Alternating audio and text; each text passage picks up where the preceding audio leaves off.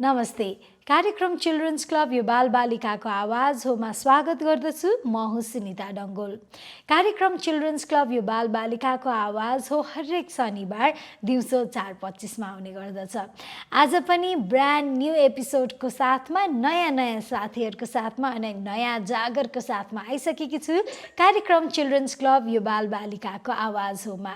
र आज हामी को साथीसँग कुराकानी गर्दैछौँ, के विषयवस्तुमा कुराकानी गर्दैछौँ थाहा पाउनको लागि अबको आधा घण्टाको समय हामीलाई साथ दिनुहोला। अब भने हामी लाग्दैछौँ आजको कार्यक्रममा सहभागी हुनुहुने साथीहरूलाई स्वागत गर्नेतर्फ। Welcome to the programme everyone. यहाँहरू सबैजनालाई कार्यक्रममा स्वागत छ। Thank you, ma'am.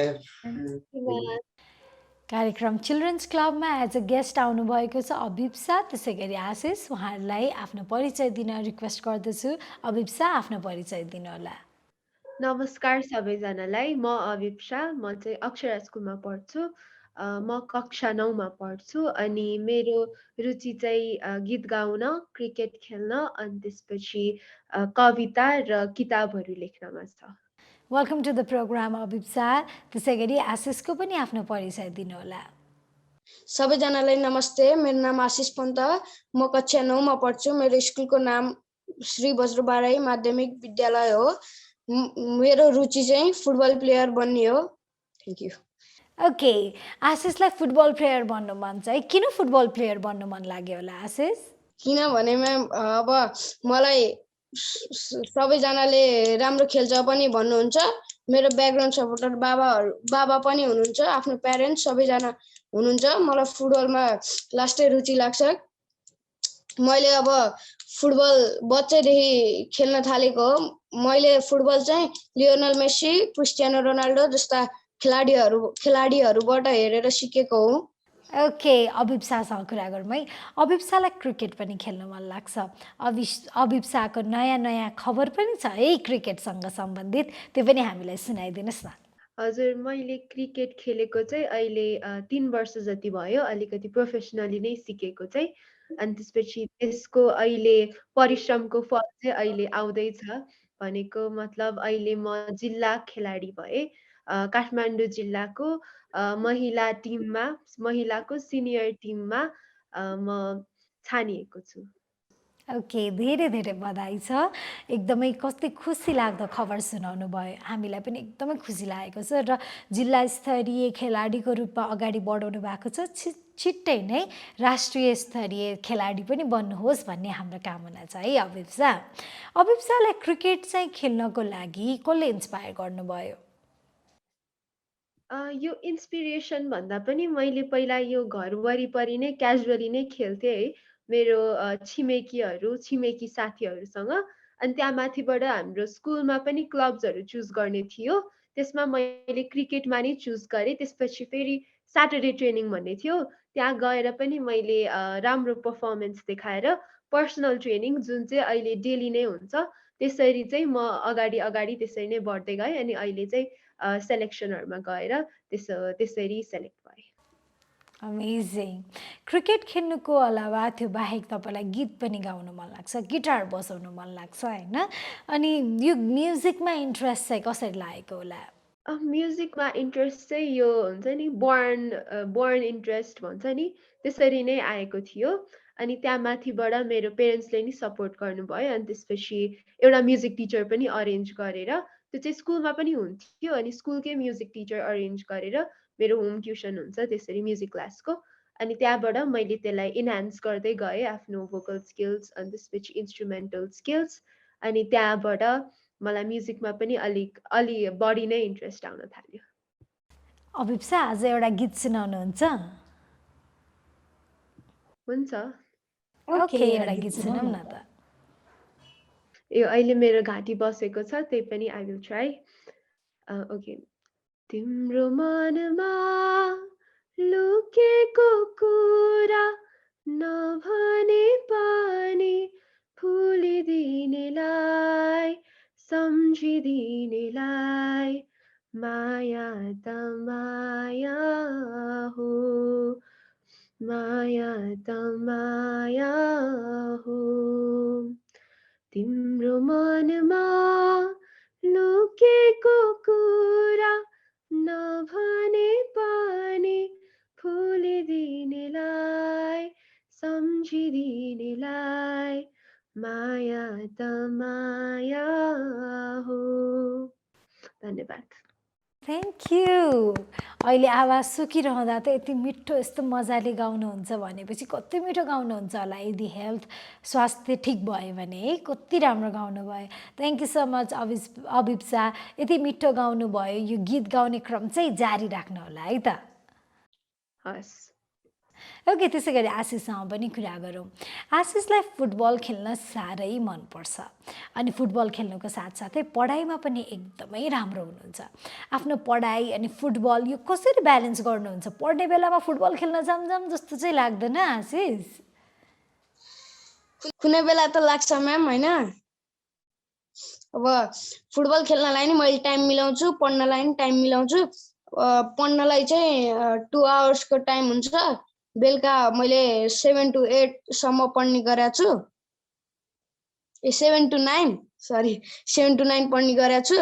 अनि फुटबलको लागि चाहिँ अब घरबाट स्कुलबाट छुट्टी हुने बित्तिकै म आफ्नो युनिफर्महरू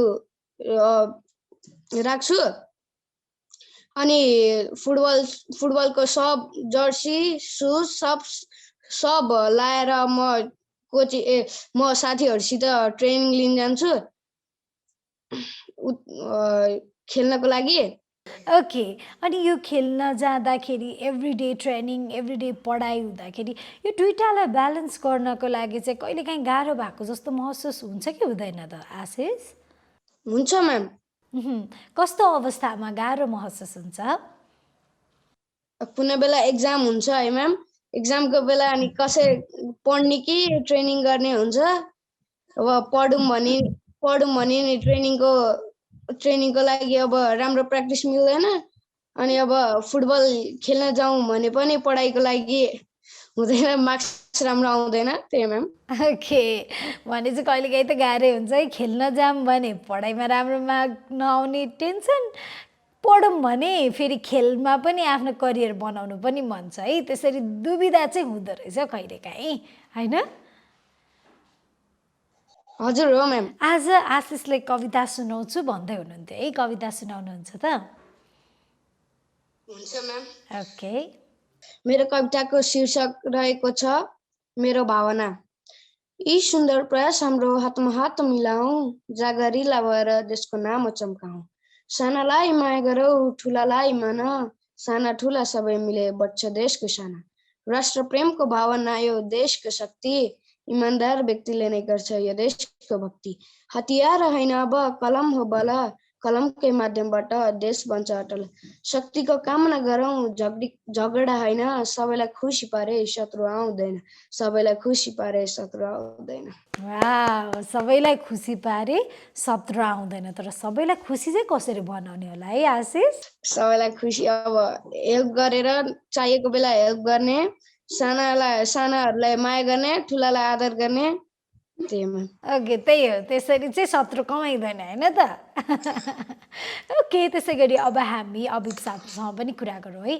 अभिप्सालाई कविता पनि साह्रै लेख्नु मन लाग्छ अनि तपाईँले किताब पनि लेख्नु भएको छ। आफ्नो किताबको बारे पनि भनिदिनुहोस् न। मैले चाहिँ मैले अहिलेसम्म 4वटा किताब लेखेको छु। अनि मलाई चाहिँ सबैभन्दा मन परेको, मैले आफैले नै लेखेको तर अनि मलाई नै मन परेको किताब भनेको चाहिँ एउटा पोएम बुक हो जसको नाम चाहिँ counting the stars all night हो।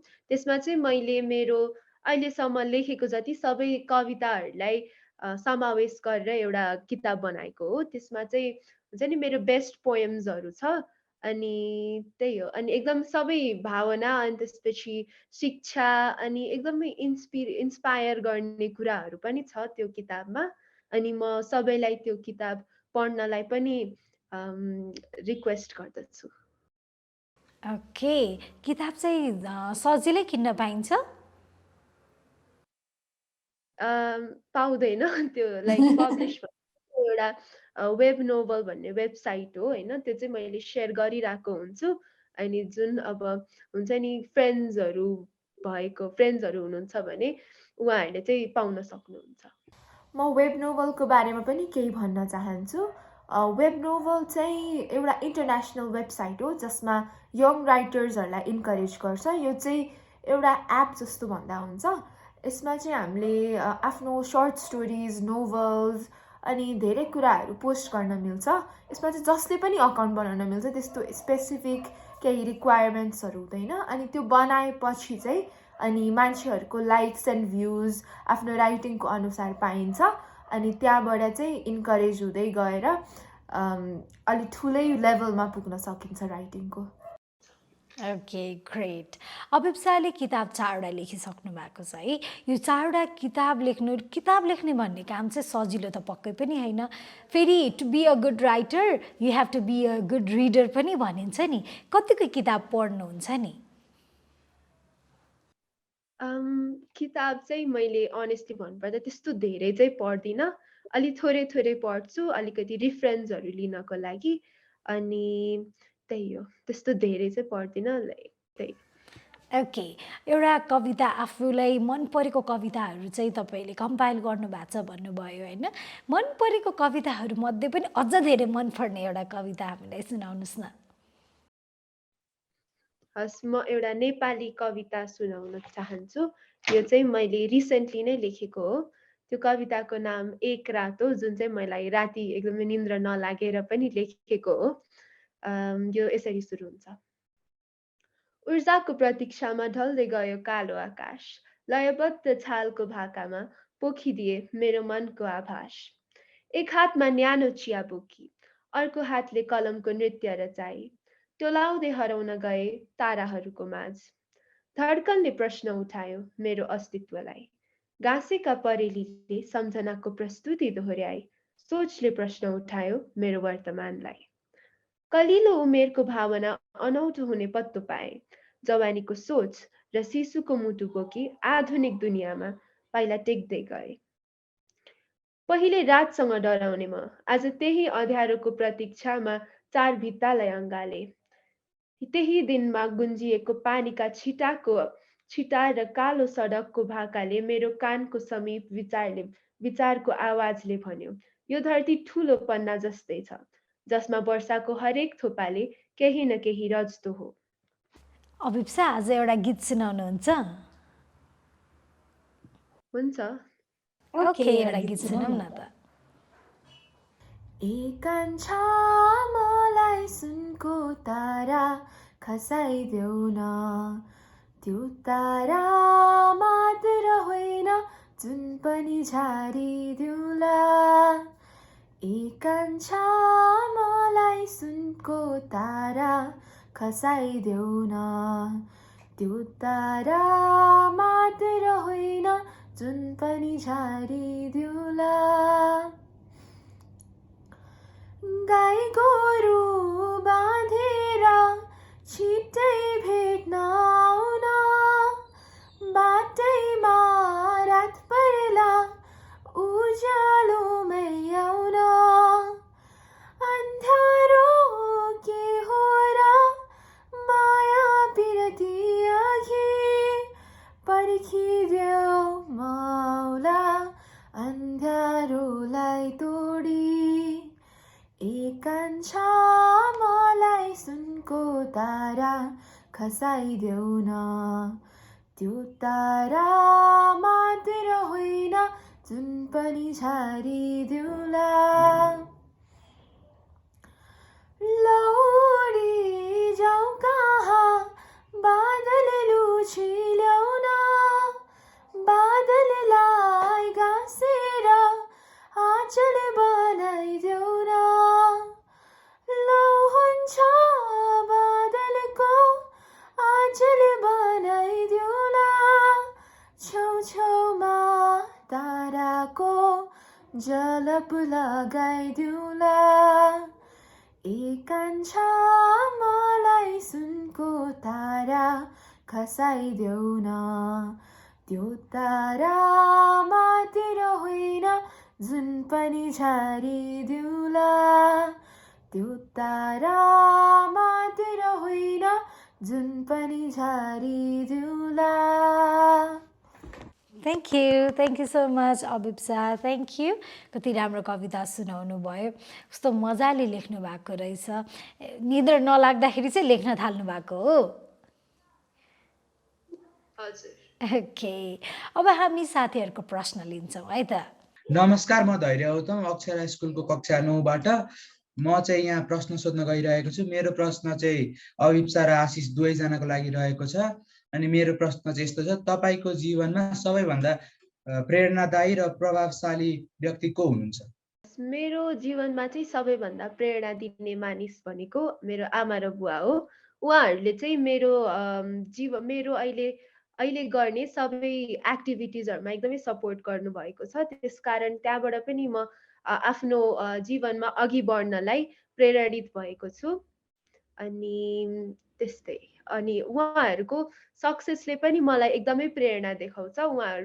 उहाँहरूको लाइक मोटिभेसनहरू अनि दिनकै दिने एउटा लेक्चर अनि त्यसपछि एउटा स्पिच, मतलब अब एउटा यतिकै लेसन्सहरू दिइराख्नुहुन्छ क्या। अनि त्यो चाहिँ मलाई एकदमै मोटिभेट गर्छ। Thank you for good question. मेरो जीवनमा प्रेरणा दिने मेरो बाबा आमा हुनुहुन्छ, किनभने उहाँहरूले मलाई हुर्काउनु भयो, बढाउनु भयो, पढाउनु भयो, यत्रो ठुलो ठुलो बनाउनु भयो। उहाँहरू नै हो मेरो जीवनको प्रेरणा दिने मानिसहरू भन्नाले अब मानिस। ओके, अर्को प्रश्न। नमस्कार, म निताशा अधिकारी अक्षरा स्कुल कक्षा 9बाट। मेरो प्रश्न चाहिँ अभिप्सा र आशिष दुवैजनालाई रहेको छ। स्कुलमा तपाईँहरूलाई सबैभन्दा गाह्रो लाग्ने सब्जेक्ट कुन हो र तपाईँहरू त्यो सब्जेक्टसँग कसरी डिल गर्नुहुन्छ? मलाई सबैभन्दा गाह्रो लाग्ने सब्जेक्ट भनेको म्याथ हो। अब बच्चैबाट मलाई म्याथ चाहिँ अलि आउँदैन थियो, तर सिकाउने मलाई अङ्कल हुनुहुन्थ्यो। अङ्कल अथवा अब अङ्कल टिचर सबैजना हुनुहुन्थ्यो। मलाई म्याथ पहिला अब 30 मार्क्सको पास मार्क्स हुन्थ्यो भने मैले 29 जति ल्याउँथेँ। अहिले अब 75 फुल मार्क्स छ भने मैले 60 ओभर गर्छु। Thank you. मलाई सबैभन्दा गाह्रो लाग्ने सब्जेक्ट पनि म्याथ्स नै हो है, किनभने एउटा याद गरेपछि अर्को बिर्सिहालिन्छ, किनभने एकदमै धेरै एउटा कन्टेन्ट भएको यो सब्जेक्ट हो नि त। त्यसैले यो सब्जेक्टमा त्यसैले गाह्रो हुन्छ। अनि प्र्याक्टिस पनि एकदमै चाहिन्छ, टाइम पनि एकदमै दिइरहनुपर्छ। त्यसकारण पनि हो जुन चाहिँ मैले दिएको छुइनँ, त्यसैले पनि होला मलाई गाह्रो लागेको। त्यही हो, मलाई म्याथ्स सबैभन्दा गाह्रो लाग्छ। Next question, Krish. नमस्ते सबैजनालाई, म चाहिँ अक्षरा स्कुलको विद्यार्थी ग्रेड 9बाट। अब प्रश्न चाहिँ हजुरहरूले अब गाउनको लागि, पढ्नको लागि र खेल्नको लागि तिनटाको लागि कसरी टाइम डिभाइड गर्नुहुन्छ? टाइम भनेको चाहिँ कहिले पनि एनफ हुँदैन है। यो जति जे गरे पनि हामीलाई थोरै नै लाग्छ। हामी दिनभर एकछिन 2 सेकेन्ड मतलब 2 आवर्स पढ्यौँ भने पनि हामीलाई 24 आवर्स एकदमै कम भएको वाला फिलिङ आउँछ। त्यसकारण म चाहिँ टाइमलाई एकदमै म्यानेज गर्छु, हुन्छ नि, रुटिनहरू बनाएर। अनि त्यसपछि आफूलाई सकेसम्म बिजी राख्न खोज्छु। मैले पर्सनली चाहिँ बिहान 7 to 9 क्रिकेट खेल्छु, अनि दिनभरि स्कुल भइहाल्यो। त्यसपछि चाहिँ आएर मेरो 4 to 5 म्युजिक क्लासेस हुन्छ, अनि त्यसपछि 6 to 7 ट्युसन क्लासेस हुन्छ। त्यसरी चाहिँ म अब आफूलाई बिजी नै राख्न खोजेर म टाइम म्यानेज गर्छु। Thank you for good question. मैले टाइम म्यानेज चाहिँ अब 2 घन्टा पढ्नको लागि गर्छु भने 2 घन्टा एक्स्ट्रा करिकुलर एक्टिभिटिज पनि गर्नको लागि टाइम म्यानेज गर्छु। मलाई अब दिनभरि स्कुल जान्छु। अब 10 to 4 सम्म स्कुल जान्छु। स्कुलबाट घर आउँछु, 4:30मा घर आइपुग्छु। अनि 4:30बाट 5:30 सम्म म फुटबल खेल्न जान्छु। त्यसले हामीलाई फिजिकल ट्रेनिङ पनि हुन्छ। अनि अब बिहान चाहिँ म अब कविता, त्यस्तो कविताहरू, जोकहरू, पोएमहरू लेख्ने गर्छु। थ्याङ्क्स। यसरी नै म टाइम म्यानेज गर्छु। ओके, आलिया आफ्नो प्रश्न राख्नुहोस्, भिडियो अन गर्नुहोस्। नमस्ते, म आलिया अनि मेरो प्रश्न चाहिँ अभिप शाहको लागि रहेको छ। अभिप शाह, मलाई थाहा छ कि तपाईँलाई राइटिङमा एकदम इन्ट्रेस्ट छ र मलाई यो पनि थाहा छ कि सबै राइटर्सहरूको आफ्नो एउटा पहिचान हुन्छ, आफ्नो एउटा राइटिङ जनर हुन्छ। त्यसैले मेरो प्रश्न चाहिँ के हो भन्दाखेरि तपाईँले आफ्नो राइटिङमा मेन हाइलाइट के राख्नुहुन्छ र धेरै जसो के बारेमा लेख्नुहुन्छ? मैले चाहिँ त्यस्तो जनर हेरेर त्यसरी गर्दिनँ। म एकदमै फ्री माइन्डेड भएर जेमा पनि लेख्न खोज्छु है। आफूलाई जे मुड हुन्छ नि मुडसँगै लेख्ने हो। त्यसैले मलाई जे मुड हुन्छ म त्यहीमै लेख्छु। त्यसकारण त्यस्तो जनर एक्ज्याक्ट स्पेसिफिक चाहिँ हुन खोज्दिनँ म। ओके, अब लास्ट क्वेसन। नमस्कार सबैजनालाई, म शाहना र मेरो प्रश्न चाहिँ तपाईँ दुवैजनाहरूको लागि हो। आशिषलाई चाहिँ फुटबल खेल्नमा रुचि छ भने अभिप्सालाई क्रिकेट। तपाईँहरूको त्यही नै एम हो कि एज अ हबी नै कन्टिन्यू गर्नुहुन्छ फ्युचरमा? मलाई मेरो एम भनेकै फुटबल हो। मलाई बच्चैदेखि फुटबल खेल्न इन्ट्रेस्ट लाग्छ होइन। अब मैले फुटबल चाहिँ कहाँबाट सिकेको भने मेरो अङ्कल दाजुहरूले खेल्नुहुन्थ्यो र मैले टिभी हेऱ्यो भने फुटबलकै हेर्छु, अनि जब मोबाइल पाउँछु नि मैले त्यति बेला फुटबल नै हेर्छु। Thank you. मेरो चाहिँ होइन, मेरो चाहिँ अरू कुनै प्रोफेसनल एम छ जुन चाहिँ मैले अलिकति डिसाइड गरेको छुइनँ, तर त्यो चाहिँ एम होइन। म त्यसलाई चाहिँ फ्युचरमा अभियसली लानेछु, तर त्यो चाहिँ साइड बाई साइड हबीसँगै रहनेछ, त्यो मेन चाहिँ हुने छैन। थ्याङ्क यू, धेरै धेरै धन्यवाद छ प्रश्न र त्यसै गरी प्रश्नको जवाफको लागि पनि धन्यवाद छ। अब जाँदा जाँदै के सन्देश दिन चाहनुहुन्छ? जसले तपाईँलाई हेरिरहनु भएको छ उहाँहरूलाई केही सन्देश छ? आशिष? फर्स्ट अफ अल म हेर्नुभएको सबैजनाहरूलाई थ्याङ्क यू भन्न चाहन्छु। तर मेन त हाम्रो नमराज सञ्जेल सरलाई, किनकि उहाँले मलाई यस्तो ग्रेट अपर्च्युनिटिज गर्न दिनुभएको। अब तपाईँहरूको एम अथवा हबिज फुटबल छ भने तपाईँहरूले आफ्नो कोचसँग खेलेर नि सिक्न सक्नुहुनेछ। र अब उहाँ सातो बाटोमा एन्फा खुलेको छ अथवा खुलेको छैन आई डोन्ट नो, बट होइन अब खुलेको छ भने पनि हजुरहरू त्यहाँ गएर सिक्न सक्नुहुनेछ। Thank you. Thank you. त्यसै गरी अभिप शाहको केही मेसेज छ? म चाहिँ सबैलाई असफलता स्वीकार्नुहोस् भन्न चाहन्छु, किनभने यो चाहिँ एउटा जीवनको एउटा पार्ट हो अनि यो चाहिँ सबैले मान्नै पर्छ अनि सबैजना जोखिम पनि लिनुपर्छ। अङ्ग्रेजीमा भन्नुपर्दा चाहिँ टेक रिस्क होइन। त्यो कारण त्यो गऱ्यो भने चाहिँ हामीहरू नयाँ नयाँ कुरामा जान सक्छौँ अनि त्यसपछि हाम्रो रुचि पनि राम्रोसँग थाहा हुन्छ। आफूले आफूलाई चिन्ने पनि धेरै मौका पाइन सकिन्छ हामीले नयाँ नयाँ कुरामा आफूलाई इन्गेज गर्यौँ भने। Thank you so much. आज हामीले अभिप शाह र त्यसै गरी आशिषसँग कुराकानी गऱ्यौँ। उहाँले कविता पनि सुनाउनु भयो। पक्कै पनि आजको कार्यक्रम तपाईँहरूको लागि केही न केही सिक्ने, नयाँ कुरा सिक्ने कार्यक्रम भयो होला भन्ने आशा लिएकी छु। तपाईँहरूलाई पनि कार्यक्रम चिल्ड्रेन्स क्लब यो बालबालिकाको आवाज हो, यस कार्यक्रममा सहभागी हुन मन छ भने हामीलाई इमेल गर्न सक्नुहुनेछ।